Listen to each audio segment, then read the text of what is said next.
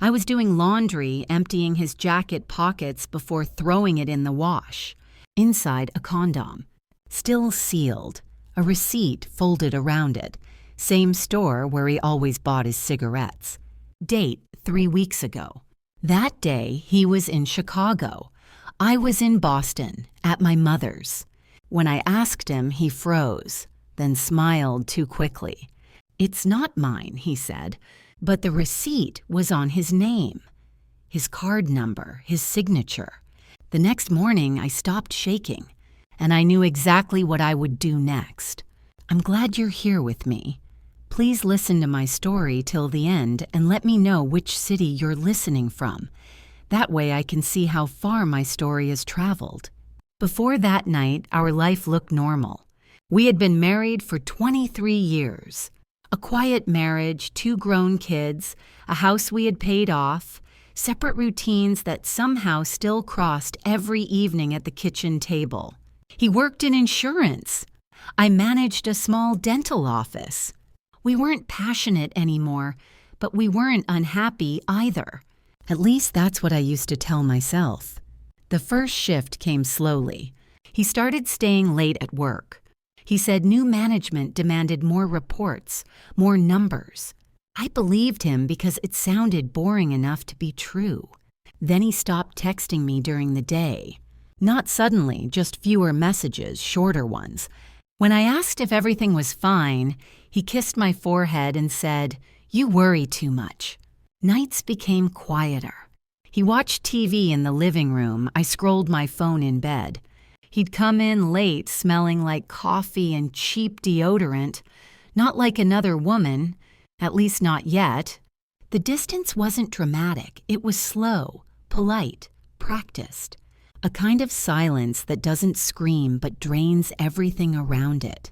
One Saturday morning, he said he had a work seminar in Chicago. He left early, suitcase neatly packed, shirt pressed, cologne too strong for a casual trip. I didn't question it. We'd reached the age where asking too many questions felt childish. I kissed him goodbye and watched him drive off. He didn't look back. That weekend, I noticed something strange. His phone charger was still plugged in beside the bed. He never forgot it before. I texted him about it. He replied hours later, "Already bought one here. Short, cold." That message sat on my screen like a bruise. The next week, small inconsistencies began stacking up. Receipts for restaurants I'd never heard of. A credit card notification for a hotel booking, then a refund the next day. When I asked, he said his coworker had made a mistake with the company card. He looked me straight in the eye as he said it. It was the steadiness in his voice that scared me more than the lie itself. I started keeping mental notes. The time he left. The time he came home. The smell of his shirts. The direction he parked his car. I told no one, not even my sister. Part of me wanted to believe I was being paranoid. The other part couldn't stop watching. Then came the night he came home drunk. That never happened before. He stood in the doorway, smiling too wide, coat half off, shoes muddy. Said he was celebrating a new client. When I asked who he was with, he mumbled a few names I'd never heard before. He fell asleep on the couch. I picked up his phone from the floor and saw a notification flash. The next morning, he acted normal. Made coffee, read the paper, talked about his back pain. Not a word about Emily. When I mentioned her name casually, he didn't even flinch. Said she was a co-worker from accounting, just helping with forms. He said it too smoothly, as if rehearsed. That was when the fear started turning into something sharper. A quiet kind of certainty that doesn't need proof anymore. At work, I couldn't focus. Every patient's face blurred into the next. I kept thinking about the little signs. His new shirts, his new password, his phone always face down on the table. The sound of his shower running longer than before. The way he hummed when he texted someone. He had never hummed before. One evening, we had dinner with friends. He was charming, funny, attentive, the version of him I hadn't seen in years. Everyone said we looked great together. I smiled and played along. But watching him talk, I noticed something. He looked alive. Not because of me, because of something or someone else. A few days later, I tried to dismiss it all. Maybe he really was just tired. Maybe Emily was just a name. I forced myself to stop checking his phone, to stop counting the hours. But lies have a rhythm. And once you hear it, you can't unhear it. The night before I found the condom, he was unusually affectionate. Cooked dinner, poured wine, told me he loved me. It felt rehearsed, like an actor reading from memory. He touched my hand and said, "You've been distant lately." It wasn't concern. It was deflection. Later, while folding his laundry, I found the condom. That was the moment everything lined up. The distance, the lies, the new shirts, the humming. And I realized he hadn't changed suddenly. He had been preparing for this for a long time. That night, I didn't cry, didn't scream, just stared at the small object in my hand, the tiny proof of betrayal. It wasn't rage I felt first. It was calm, the kind that comes right before a storm. The morning after, he kissed me goodbye like nothing had changed. His lips touched my cheek for less than a second. The smell of his aftershave stayed on my skin longer than he did. When the door closed, I sat at the table, staring at the half-empty coffee cup he'd left behind. For a long time, I didn't move. The silence felt heavy but not new, just clearer now. At first, I thought about pretending I hadn't found it. It would be easier. Act normal, avoid confrontation, keep the house intact. We had built so much together, shared so many people, routines, holidays. To destroy that felt like destroying a version of myself, but something inside refused to go back. Once you see the truth, it doesn't vanish. It just sits there waiting. For 2 days, I said nothing. He worked, texted, smiled when he came home. I played along, nodding, cooking dinner, doing laundry. But even the plates, the towels, the sheets, I started noticing his phone lighting up late at night. He'd take it into the bathroom, the fan running too long. Once I heard him whisper. Not words, just a tone, a softness I hadn't heard in years. The fear came next. Not fear of him. Fear of losing the structure of my life. Friends would choose sides. Our kids would judge. People would talk. And underneath all that, the financial fear. I didn't know how much money we really had. He managed the accounts. I trusted him completely. That realization hurt more than the cheating. I had trusted him with my safety, and he had used that trust as cover. I began checking things quietly. His email first. I remembered his password, our son's birthday. It didn't work anymore. He had changed it. That was confirmation enough. Then I looked at the joint bank account. Transfers I couldn't explain. Cash withdrawals from cities he'd claimed to visit for work. A few expensive dinners. Always 2 meals. Never 3 or 4. I put them in a plain folder, labeled it taxes, in case he saw it. Every click, every print made my hands shake. It wasn't excitement or rage. It was the physical weight of finally facing what I'd been avoiding. At night, he kept talking about his job, his boss, his diet. The sound of his voice made my chest tighten. I started answering with one-word replies. He noticed, asked if I was okay. I said I was tired. It wasn't a lie. On the 3rd night, I took his jacket from the closet, the same one where I'd found the condom. Inside pocket, empty now. He'd noticed it missing. He'd looked for it.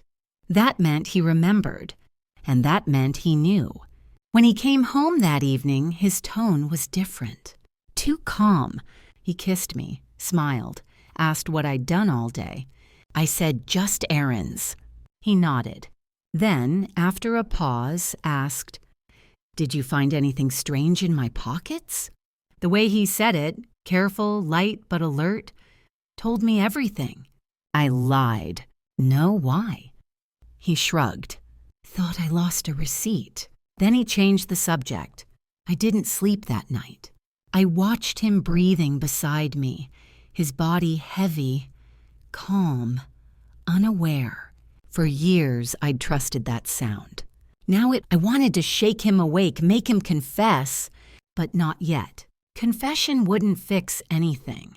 I needed proof, not emotion, evidence. The next morning, I called in sick to work. I went through the drawers in his office, carefully.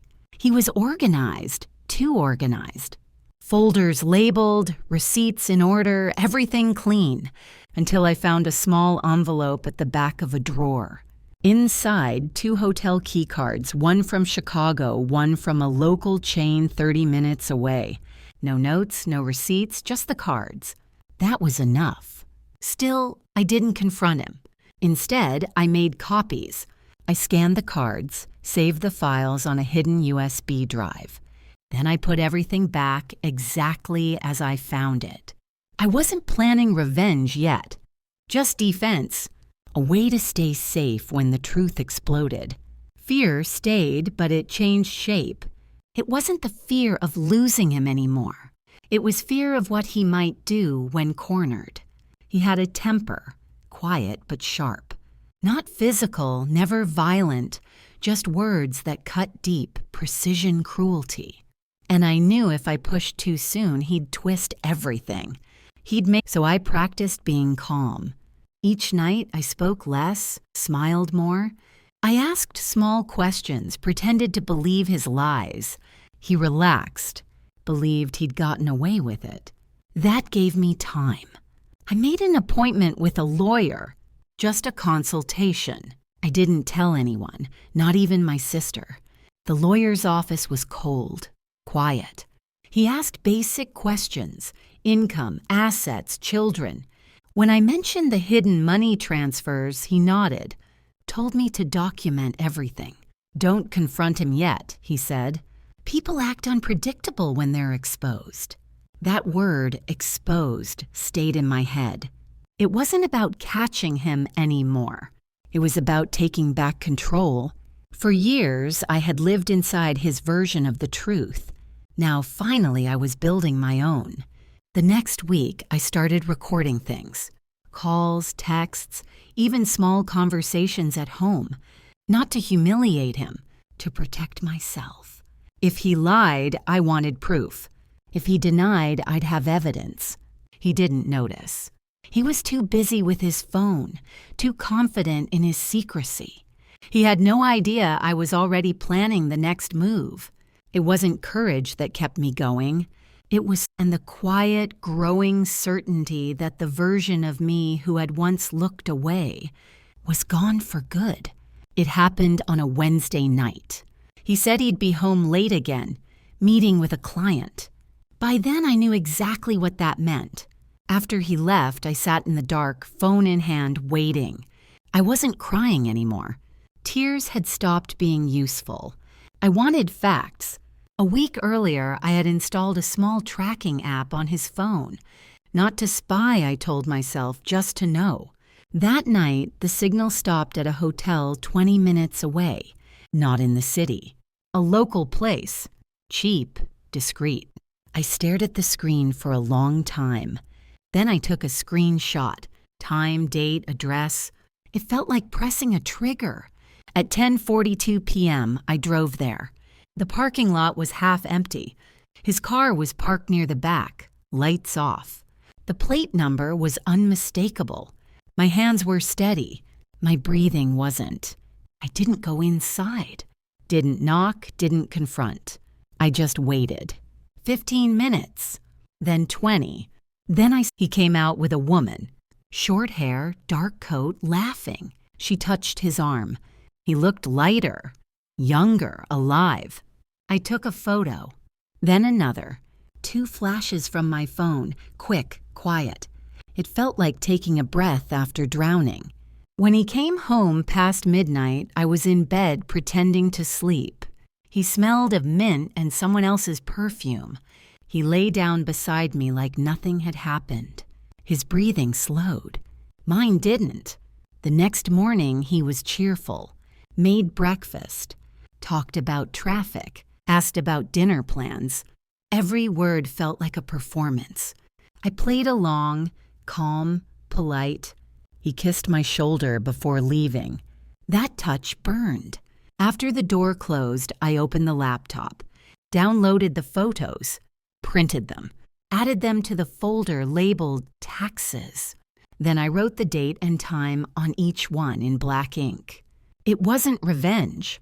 It was documentation. By evening, I had enough. Screenshots, photos, receipts, messages, hotel addresses. He had built a separate life while pretending ours still existed. No drama, no guilt, just logistics. He came home that night with flowers, red roses a dozen. Said he'd been thinking about us. I asked what for. He said, "Because I love you." That sentence felt rehearsed, practiced. I almost laughed. I looked at him, really looked, and understood something. He wasn't even ashamed. He thought he still controlled the story, that I was still the quiet, predictable wife who wouldn't push back. That illusion kept him calm. It kept me safe. He went upstairs to shower. His phone buzzed on the counter. I didn't touch it. Didn't need to. I already knew what I'd find. Still, a message preview flashed before it locked. Next week, same place, no name this time. Just that sentence. When he came back down, I said, "Can we talk after dinner?" He froze for half a second, then smiled. "Sure." About honesty. He laughed, nervous. "Uh-oh, sounds serious." "It is." Dinner was quiet. He ate quickly, avoiding eye contact. I waited until he finished, then stood, walked to the drawer and brought the folder, placed it on the table between us. He looked at it, confused. "What's this?"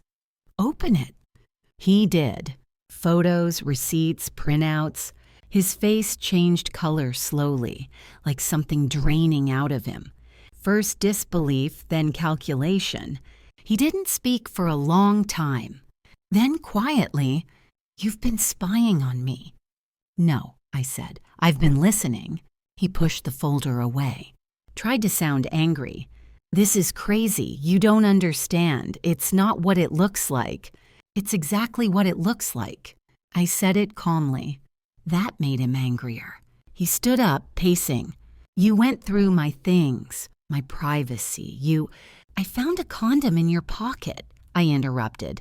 He stopped moving. That wasn't mine." "The receipt had your name." Silence. Then quietly, "Fine, I messed up, but it's not what you think." I almost laughed again. "How many versions of the truth do you have?" He rubbed his face, sat down. "Look, it happened once. It's over. It meant nothing." He said it fast, rehearsed, like he'd practiced in front of a mirror. "Just one time." "Yes, I swear." "Her name is Emily?" His eyes flicked up, startled. That half-second was enough. The confirmation I needed. He tried a softer tone. "I don't want to lose you over this." "You already did." He didn't respond, just stared at the table, at the folder, the papers he couldn't deny. Then he said something I'll never forget. "You didn't have to make it so ugly." That line hit deeper than the betrayal, as if my proof, not his actions, had ruined everything. He slept on the couch that night. In the morning, he packed a small bag for space, said he needed time to think. I didn't stop him. I already knew. When the door shut, the house didn't feel empty. It felt honest. Later, I called the lawyer, told him I had proof. He said, "Good, keep everything safe, don't engage." That word again, engage, like a battle command. And maybe it was. That night, I slept for 4 hours straight, the longest in weeks. The fear was still there, but it had changed. It wasn't paralyzing anymore. It was focus, the kind that comes when you finally stop pretending. For 2 days, he didn't call. No messages, no explanations. I expected guilt. Instead, there was silence. It wasn't peace. It was calculation. That's how he worked. Withdraw first, watch, then return when control could be regained. On the 3rd day, he texted, "Can we talk? I don't want lawyers between us." That told me everything. He knew I'd been to one. I hadn't mentioned it to anyone, not even our kids, which meant he had checked. Someone, maybe at my office, maybe through our joint accounts, had told him. He was already moving to protect himself. When he came home that night, he brought dinner, Chinese takeout, the kind we used to order when things were easy. He played no apology, no responsibility, just fix. Like we were talking about a leaky pipe, not a destroyed marriage. I didn't answer. He started, "How long have we been together? 23 years? You're really going to throw that away over one mistake?" He watched me, measuring my silence. When I didn't respond, his voice hardened. "You think anyone's perfect? You think you're better than me?" I walked out of the kitchen. He followed. "Say something," he said. I already did. "You showed me photos. That's not talking." He stayed that night, slept in the guest room. In the morning, he started acting like everything was normal again. Coffee, news, same routines. But the air was wrong. Every move he made felt deliberate, as if rehearsed for someone watching. And maybe he was. That week, strange things began happening. A call from our bank, joint account temporarily frozen due to irregular activity. Emails from credit cards about password changes. When I called to verify, they said the changes had been made from our home computer, the one he always used. He was cutting off access, quietly, systematically. I confronted him that evening. He didn't deny it. Said, "If you're planning to leave, I need to protect myself." The calmness in his tone chilled me. He had moved from guilt to strategy. He smiled faintly. "Maybe, but you're the one who's making it public now." That was his real fear, exposure, reputation. Not me. He started reaching out to people we both knew. His sister called, confused. "Why are you being so cold with him?" I didn't answer. Then my friend Lauren texted, "He says you're having a breakdown. Are you okay?" That was the moment I understood what he was doing. He was framing the story before I could. He began leaving his phone open on purpose, texts from Emily deleted, replaced with Tom or John. He'd say things like, "I've got nothing to hide," smiling like a politician in a commercial. Everything about him felt staged, controlled damage. The pressure was constant. At night, he'd stand in the doorway, talk softly, almost kindly. "You're overreacting. You're tired. Let's just move on." I said nothing. That silence made him angry. He started pacing again, muttering, saying I was turning our family against him. Then came the threat, quiet, casual, but sharp. "You should be careful what story you tell people. It might come back to you." The next morning, I changed every password I had, opened a new bank account in my name, called the lawyer again. He said, "Document this escalation. It's typical. Stay composed." Typical. That word made me feel both furious and relieved. I wasn't crazy. This was a pattern. A few unannounced. Brought coffee, smiled at the receptionist, acted charming. When I walked out to meet him, he said, "Just wanted to see you." In front of everyone, he looked like the perfect husband. Caring, remorseful. When no one was looking, his smile dropped. He whispered, "Stop making me the villain," then left. My coworkers looked at me with pity, confusion. Exactly the image he wanted. That weekend, he invited our son to dinner without telling me. I only found out when my son called asking, "Mom, are you okay? Dad said you've been unstable." I couldn't breathe for a second. He wasn't just defending himself, he was rewriting reality. That night, I recorded our conversation. When he came home, I said, "You talk to our son." He shrugged. "He deserves to know what's happening." "What is happening according to you?" "That his mother is under stress, that she's confused, that she's making up things that never happened." He said it smoothly, almost bored. I turned the phone in my hand, recording every word. He didn't notice. After he went to bed, I sat in the living room listening to the playback. His tone was calm, calculated. Not rage, strategy. He was building a case. Not against my behavior, but my sanity. And the worst part, he was good at it. I started feeling watched. Once, my notes folder slightly moved. Another time, the batteries in the smoke detector were missing. Small things, almost invisible. But together, they told me he was checking what I had. Every part of me wanted to confront him again, scream, demand the truth.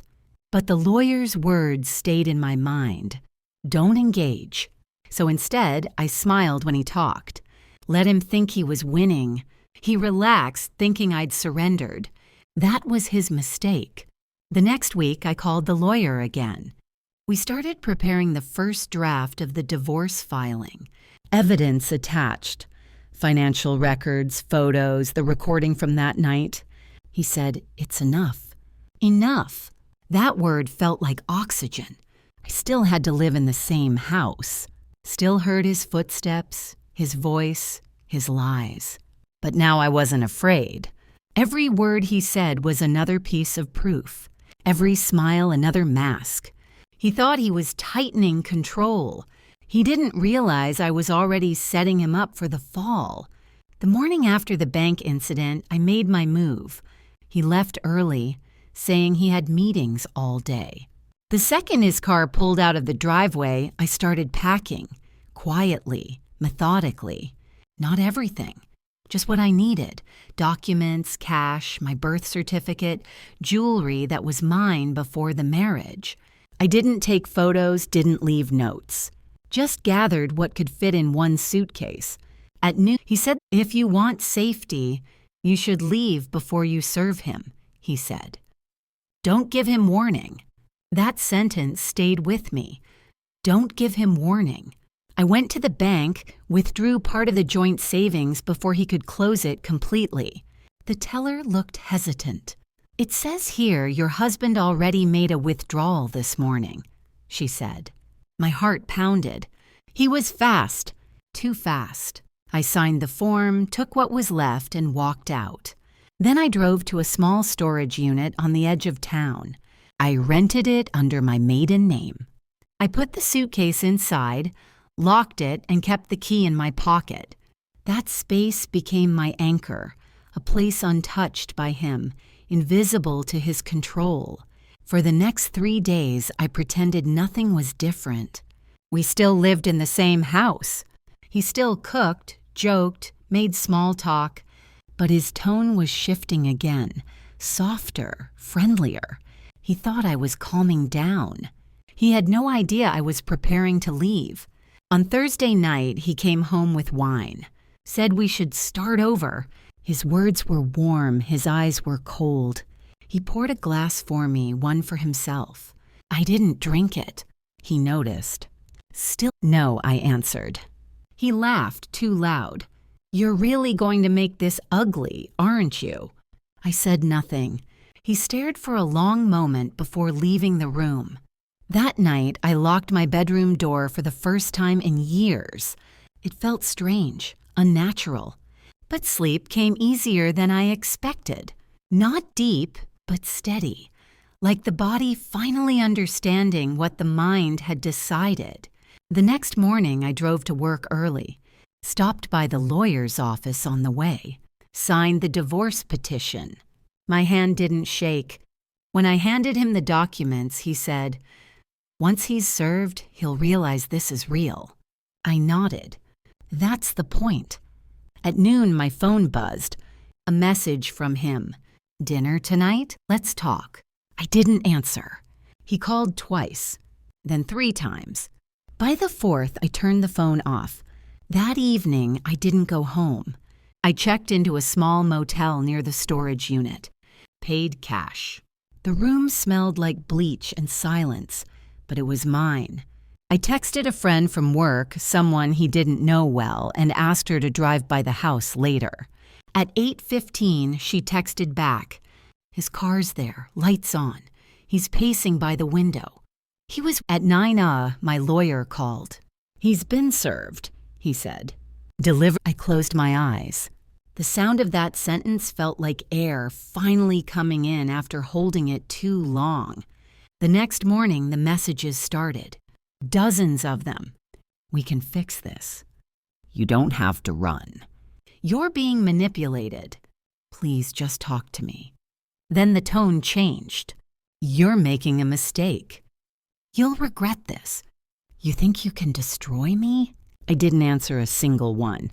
The lawyer said, "Keep them all. Don't delete anything." By the weekend, he showed up at my workplace again. This time, he looked different. Tired, desperate. He waited by the parking lot holding a stack of papers. When I tried to walk past him, he said, "I'll make this easy. Just withdraw the filing. We can sign a separation, keep things quiet." I looked at him. No. He clenched his jaw. "You're not thinking clearly." "I've never been clearer." He stepped closer. "Don't do this," he whispered. I walked away. He didn't follow.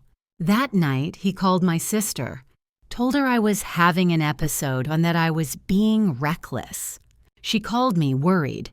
I told the photos, the lies, the threats. There was a long silence. Then she said, "Okay, you're not alone." That was the first time I believed it.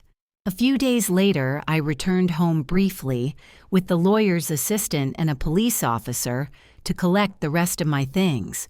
He wasn't there, but the house looked different. Drawers open, files missing, furniture moved. It felt like he had been searching for something. Probably the folder. I had already taken it. I packed what I needed, left everything else behind. As I walked out, I looked around one last time. Not for sentiment, just to confirm there was nothing left of me there. In the car, I sat still for a moment. My hands were steady again. I wasn't thinking about revenge anymore. I was thinking about safety, freedom, and how strange it felt to finally have both. That night, I slept through until morning. No dreams, no panic, just quiet. And in that quiet, I realized he had built a world where I was supposed to doubt myself. But now, the only person who couldn't handle the truth was him. The first few days after leaving felt like being between 2 worlds. The old one, the house, the routines, the lies, still existed somewhere, but I wasn't part of it anymore. The new one was quiet, uncertain, but mine. I started making lists. What to cancel, what to transfer, what to protect. It gave shape to the emptiness. At first I said no. Therapy felt like admitting weakness. But then he said, "It's not about healing yet. It's about strategy." That word made sense. Her name was Dr. Keller. Small office, neutral tone, no wasted words. She didn't ask me about childhood or love. She asked about evidence, timeline, risk. She said, "People like your husband build narratives. You need your own." It was the first time anyone had described it so clearly. For the next hour, I explained everything. The affair, the manipulation, the financial moves, the messages. She listened without reacting, taking notes. When I finished, she said, "You're not paranoid. You're dealing with a control dynamic. Once he lost control, he'll escalate before he lets go." I nodded. She continued, So you need documentation, boundaries, and allies. Emotional support comes later. That was the most practical advice anyone had given me. She helped me write a communication plan. Short, factual, no emotion.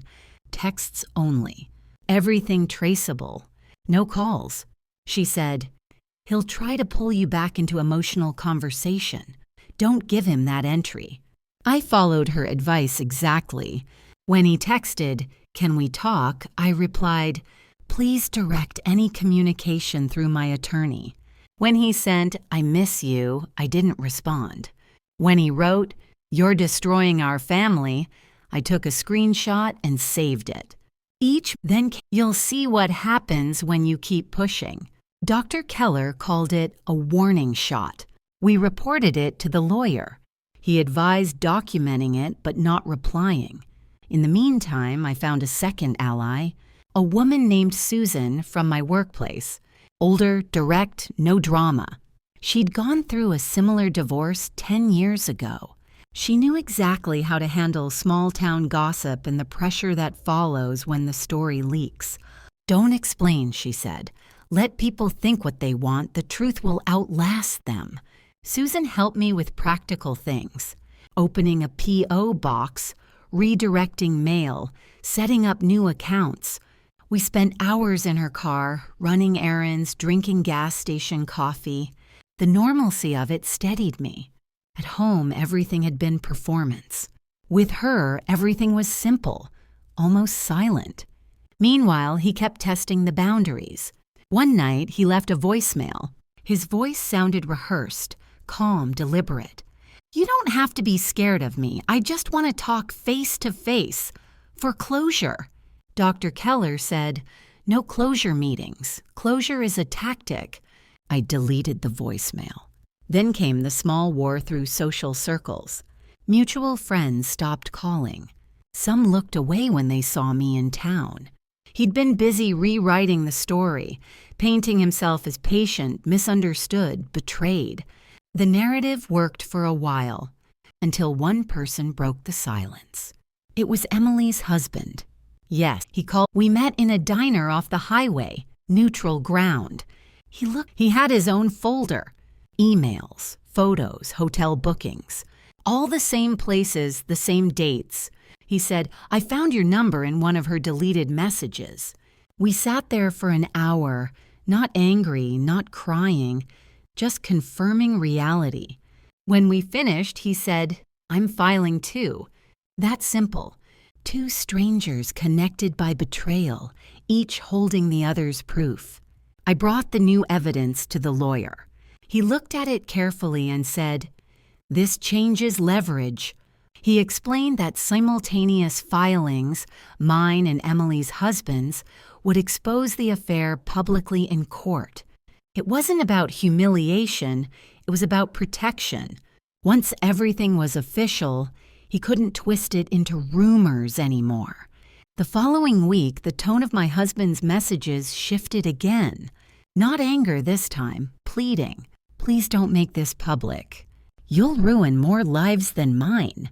We can settle privately," Dr. Keller warned.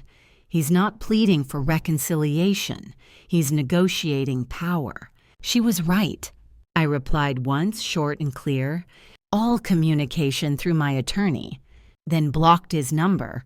For the first time, the silence that followed didn't feel like fear. It felt like peace.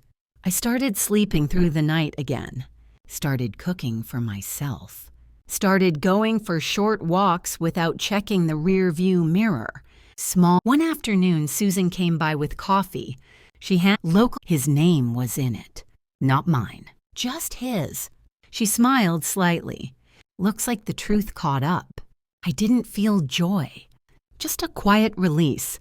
The kind that comes when something finally stops pretending to be alive. That night, I called Dr. Keller, told her the article had come out. She said, "So now he'll play the sympathy card. Don't engage." "I won't," I said. And I meant it. I realized I had found something stronger than anger. Clarity. Allies had given me what I couldn't give myself. Perspective. He had his manipulations. I had documentation. He had noise, I had facts. The balance had shifted. For the first time in years, he wasn't the one writing the story. I was. It happened 2 weeks after the article. He asked to meet just once through his lawyer. Strictly for property discussions, they said. Neutral ground, his attorney's office. My lawyer agreed, on the condition that I wouldn't be alone. So that's how I found myself sitting in a glass conference room across from the man I'd once trusted with everything. He looked not thinner, just reduced. His face had lost the performance brightness. He didn't look like a villain. He looked like a man cornered by his own lies. His lawyer spoke first. Polite words, legal tone, about assets, vehicles, retirement accounts. I barely heard. I kept my eyes on him. He wouldn't look up. Then his lawyer paused. He finally spoke. "I don't want this to turn into a war," he said. His voice was quiet, almost soft. "I never meant to hurt you." The words hung in the air like dust, meaningless, floating without weight. I didn't answer. He tried again. "You've made your point. Everyone knows now. Can we stop this before it gets worse?" "Worse for who?" I asked. He hesitated. "For both of us." "No," I said, "just for you." He looked at me then, really looked. Eyes tired, mouth tight.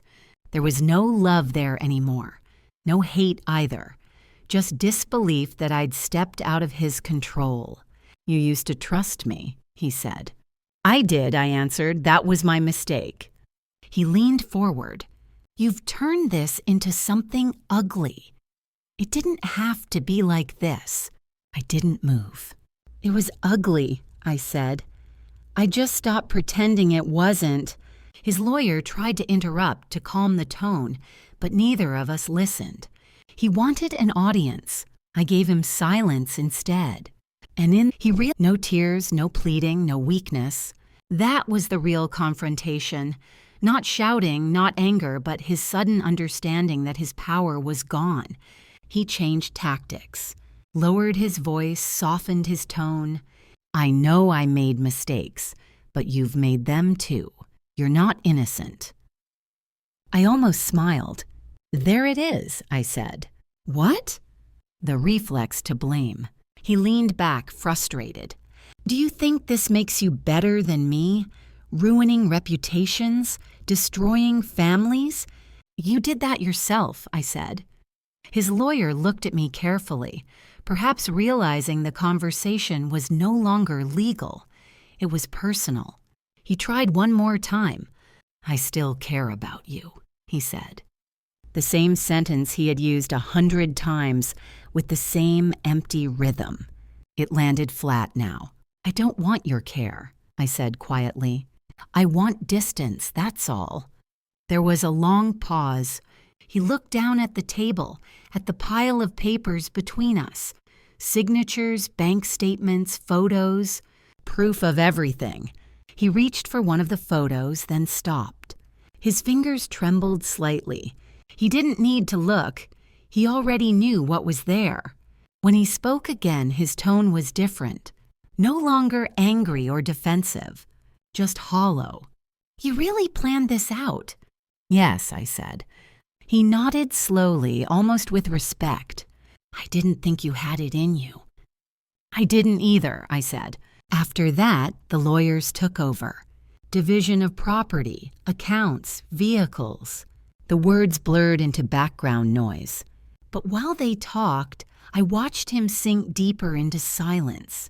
Every clause, every signature was another layer of truth he couldn't undo. When the meeting ended, his lawyer shook hands with mine. He didn't move, just sat there staring at the papers. Outside, in the hallway, he caught up to me. No audience this time. He said, "I just want you to know, she's gone." "Emily!" He nodded. "She left, said it was too much. I lost everything." He waited for sympathy. I felt none. "That's what happens when the truth comes out," I said. He sighed. "You think you won?" No, I said. I think I survived. That night, I sat in the motel room and played the conversation back in my head. No trembling, no second guessing, just relief. He had tried every tactic: denial, manipulation, guilt, and each one had failed. He couldn't hurt me anymore, not because he'd stopped trying, but because I'd stopped reacting. The next day, Dr. Keller asked how it went. Quiet, I said. That's I know. She smiled slightly. You understand the pattern now? Yes. And do you still want revenge? I thought for a moment. No, I said, I just want distance. But distance didn't come immediately. He sent one last message a week later. You'll regret this one day. I didn't reply. Just forwarded it to my lawyer, then deleted his number permanently. It wasn't anger that I felt, it was finality. The end of a long, exhausting performance. The confrontation hadn't been loud.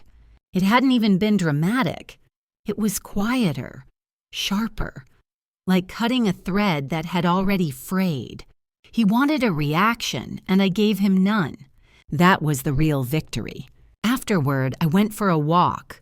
No destination, no purpose, just movement. For the first time, I didn't check my phone, didn't rehearse what to say, what to prove. The story had already been told, and I was no longer inside his version of it. A week after the confrontation, he sent flowers. No card at first, just a bouquet left at the front desk of my workplace. Roses again, same kind he'd brought the night before I found the condom. The receptionist smiled when she handed them to me. He's trying, she said. I didn't correct her. I just threw them away in the dumpster behind the building. The next day, another delivery. This time, a note. For the years that mattered, I'm sorry for how it ended. Signed only with his initials. No apology for what he did, only for how it looked. Classic him. I didn't reply, but I kept the note for documentation. A few days later, he emailed me.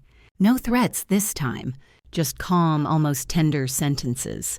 I've been thinking a lot about us. You were right about many things. I'm in therapy now. The message was short, careful, designed to sound sincere without taking responsibility. He wrote, If you ever want to talk, no pressure. I'd like to apologize properly. Dr. Keller called it a test. She said, He's seeing if the door is still open. It wasn't. I didn't answer. The next week, he left a voicemail. His tone was softer than ever.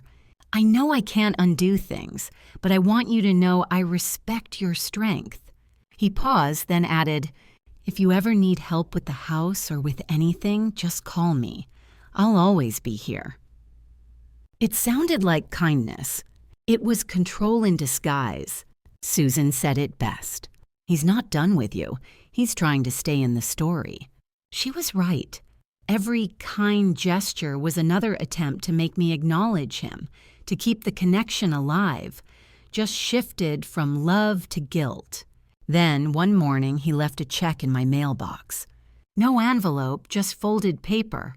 It was for exactly half the amount of one of our old joint accounts. No note, no message, just the check. It wasn't generosity, it was calculation. A move to show others he was being fair. The good ex-husband who wanted no conflict. He was controlling the narrative again, only now through politeness. My lawyer said, deposit it. It's part of the settlement anyway, but document that he did it outside of channels. I did. It felt strange, almost anticlimactic, cashing something that looked like an apology but wasn't one. After that, he went quiet for nearly a month. No messages, no calls, nothing. I started to think maybe he was done. Then, one afternoon, I saw him in the grocery store. I froze. He noticed me, smiled like nothing had happened, walked over, slow, casual, said, You look good. His tone was light, friendly, like we were old friends meeting by chance. I said nothing. just looked at him, expressionless. He kept talking. "I'm renting a place near the lake now. It's quiet. I've been thinking about getting a dog." He was narrating his new, peaceful life, his rebranded self. It wasn't for me. It was for him, to show he'd moved on, to prove he was still the one in control of the story. When he realized I wasn't going to respond, his smile faltered. He said, "I really do hope you're happy." I nodded once and walked away. Didn't look back. That night, I replayed the scene in my head. Not because it hurt, because it didn't. It was just strange to see the same face, the same voice, completely stripped of power. He wasn't a monster anymore, just a man trying to rewrite his ending. A few days later, Dr. Keller asked if I felt closure. "No," I said. "Then what do you feel?" "Distance." She smiled. "That's better than closure." The act of kindness had been his last attempt to re-enter my life. Polite gestures, calm words. It was all the same control, just wrapped in civility. But by then, I could finally see through it. Every gift, every message, every apology had one unspoken demand. Acknowledge me. And I didn't. That silence was my answer. It was the most honest thing I'd ever given him. The divorce was finalized in late spring. A quiet hearing. No audience, no drama. Just paperwork, signatures, brief acknowledgement by the judge that both parties had agreed on terms. He didn't show up in person. His lawyer represented him. Mine handed me a pen, one signature, and it was over. There were no speeches, no tears, just the rustle of paper, the dull echo of something ending quietly. When the judge said, "You are now legally divorced," I felt nothing for a few seconds, then a slow, strange warmth. Relief, not joy, not grief, just release. Outside, the sky looked flat, gray, unimportant. I didn't care. I walked to my car, sat inside, and let the silence settle. No messages to send. No explanations to make. For the first time in years, I didn't owe anyone an answer. The legal victory was clean. He kept the house. I took the savings and the car. We split assets, closed accounts, finalized insurance, separated everything down to the smallest subscription. It wasn't generous. It wasn't cruel. It was final. He had fought less than expected. His lawyer hinted he wanted it done quietly to preserve dignity, which really meant preserve reputation. He had already lost that. Everyone knew. The affair wasn't gossip anymore. It was documented in filings, testimony, public record. His control of the story was gone. A week later, I received a short letter from him. Typed, not handwritten. 2 paragraphs. "I'm glad this is over for both of us. I hope you find peace in your own way." For what? The second line told me everything. Even his apology had an escape hatch. I folded the letter and put it in the same folder as everything else. Proof, not sentiment. Dr. Keller asked if I planned to respond. "No," I said. "He still wants a reaction." "Exactly." "That's growth," she said. The practical part of the separation took weeks. New address, new ID, updated paperwork, endless forms. Every time I signed my name under divorced, it felt both heavy and freeing. A label I hadn't chosen, but one that finally matched reality. At work, people stopped whispering. They had moved on to other scandals, other stories. That was fine. Silence was a kind of victory, too. One day, I saw a post online. His company had quietly reassigned him. New title, smaller role. Probably fallout from the article, from the reputation damage. I didn't feel satisfaction, just balance. Actions had consequences. That was enough. My son called me around that time. He'd stopped taking sides once the truth became public. He just said, "I'm sorry, Mom. I didn't know how bad it was." I told him, "You weren't supposed to." We talked for a long time, mostly about ordinary things. At the end, he said, "You sound different."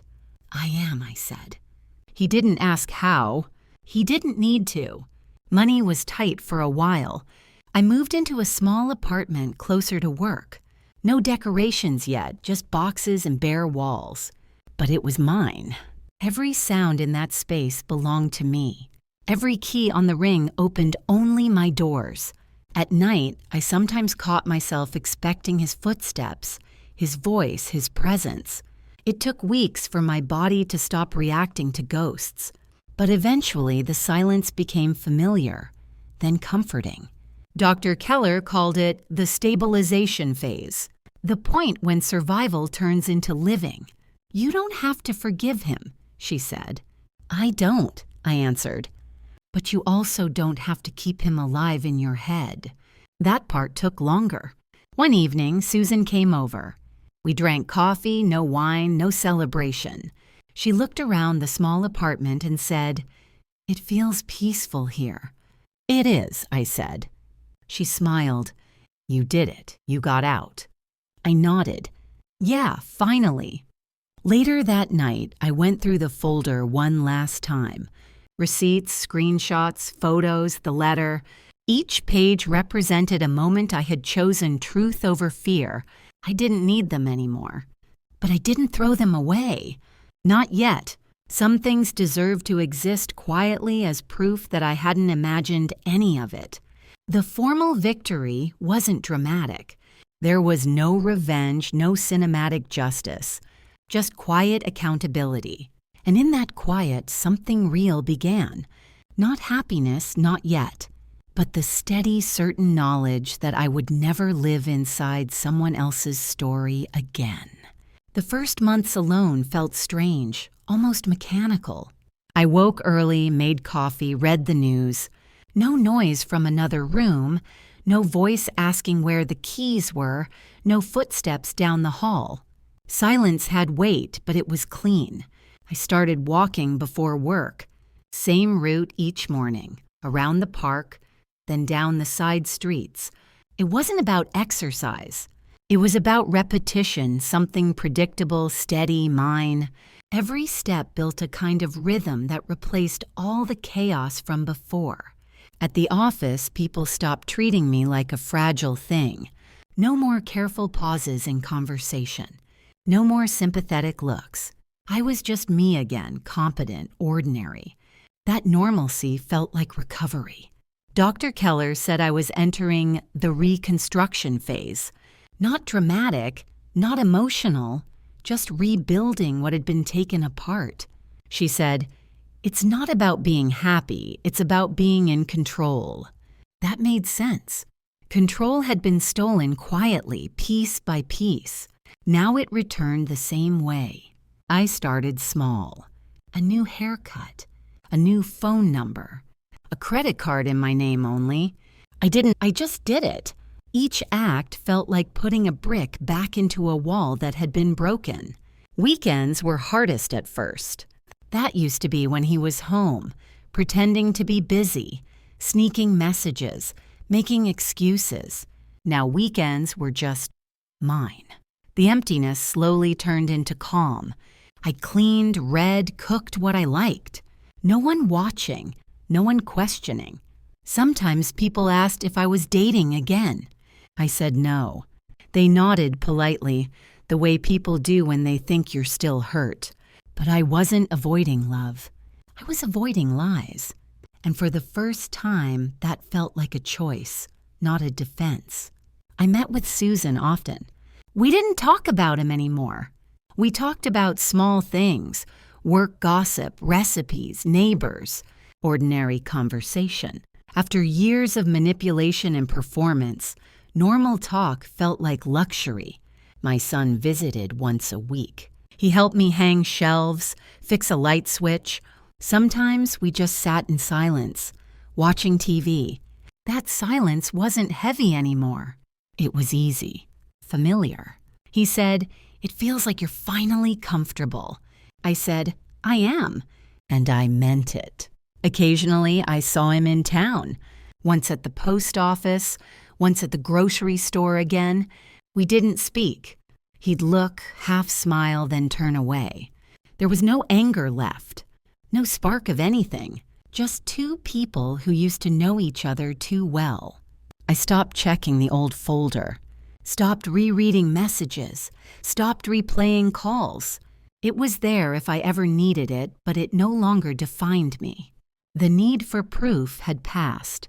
The truth had already done its job. Dr. Keller eventually told me I could stop therapy if I wanted.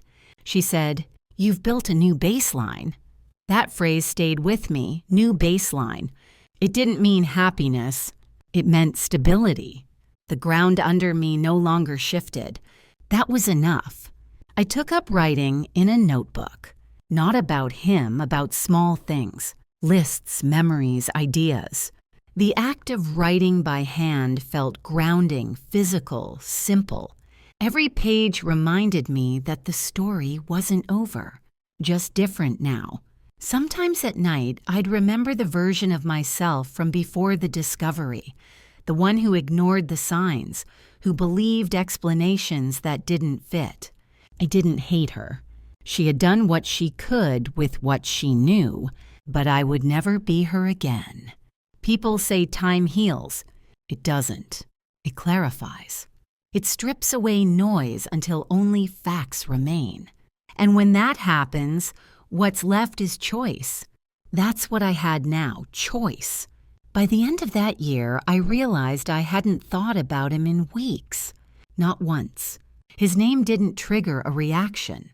The past had become just information, not emotion. I didn't forgive him. I didn't need to. Forgiveness wasn't freedom. Indifference was.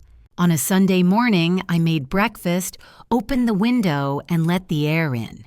No reason, no occasion, just life. That simple act, doing something without fear, was the quietest revenge imaginable. It's been 3 years now. Sometimes it feels like a lifetime ago, sometimes like last week. But the distance is real. He's a closed file in my mind, facts without emotion. I heard he sold the house, moved to another state. Someone mentioned he got remarried. I didn't feel anything when I heard that. Not bitterness, not relief, just nothing. That kind of nothing is its own peace. The folder is still in a drawer. I haven't opened it in over a year. It sits there like a relic of another version of me. A woman who didn't know how much truth can hurt or how much freedom it can buy. Sometimes women write to me now. Friends of friends. They say they've read what happened, that they're not sure about their own marriages. I never tell them what to do. I just tell them this. If you feel something's wrong, it is. And if you're afraid of the truth, that's exactly where you need to look. That's the only lesson that matters. Not revenge, not justice, just truth. Once you stop running from it, everything else starts to fall into place. My life now is smaller but lighter. A job I enjoy. A few friends who know the real version of me. A quiet apartment that smells like coffee and clean laundry. That's enough. Sometimes, on early mornings, I walk by the lake. The air feels steady, neutral.